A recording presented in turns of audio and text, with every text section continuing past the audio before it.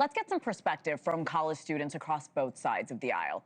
Hunter Steach is the vice president of Penn State University College Republicans, and Madalyn Propst is the president of Florida State University College Democrats. Welcome to both of you. Good morning. Thank you for coming on. Thank you for having us. Good morning. Thank you for having us. Hunter, I will start with you. What's your reaction hearing Erica say campus tours and the podcast will go on? Yeah, I watched it last night when it was live, and it's super strong to just hear her in what 2 days after the incident occurred, and to hear her strength and hear the courage that she had when making that statement last night. And it's very encouraging from our side just to hear that everything's going to go on as normal. I know that Turning Point USA has had a profound impact on a lot of students nationwide for the last several years since it began, and I really know that all the students here appreciate what that organization has done nationally, regionally, and statewide.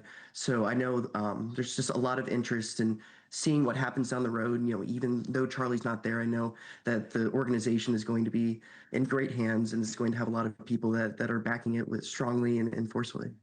Hunter, let me stick with you for a moment because you are a Penn State College Republican. I don't think many people realize the impact Charlie Kirk had on college students, on the younger generation. Can you talk to me about that and your decision to get active in politics on campus? Yeah, I think for a lot of people that I've seen that had such a strong love and appreciation for him, they saw somebody that was younger in age being able to really rise to the occasion and really be able to be confident and strong in their beliefs. He came here on September 19th of last year, so almost a year ago exactly.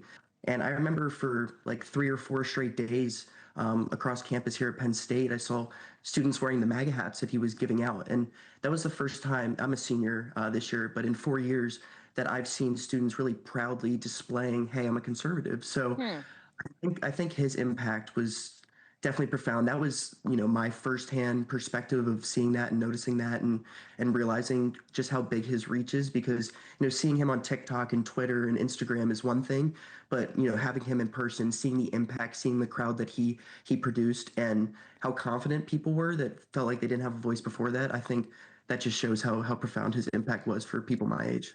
Madalyn, I do want to talk a little bit more about this because many adults were surprised at just how popular he was among younger generations. What can we learn from the way Charlie Kirk connected with the youth vote? Yeah, I think that the biggest thing that we can take away from Charlie Kirk and Turning Point as an organization, as they're going to be going into a new era, just given all of the events, is that when young people are given a seat at the table, that they will take it and they will run with it.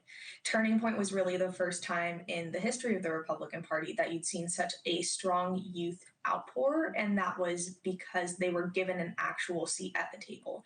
They were allowed to make decisions and go into a space that valued their opinions not as a token, but as an actual member of the conversation for the RNC.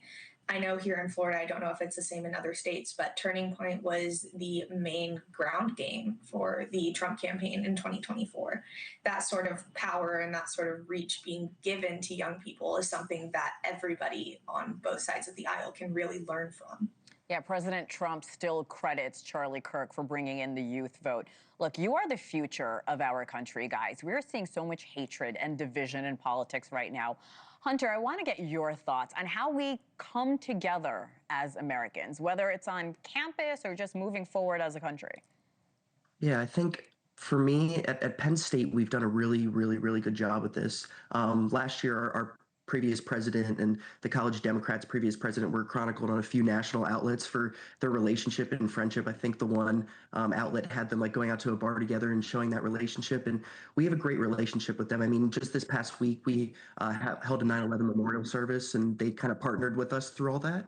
So it's so helpful to have their support. And I think it's a great microcosm of what the country should be, that, we're the college Republicans, but we're able to be friends and talk to and have conversations with the college Democrats, because at the end of the day, we're all people, we're all Americans. That's how we should look at each other.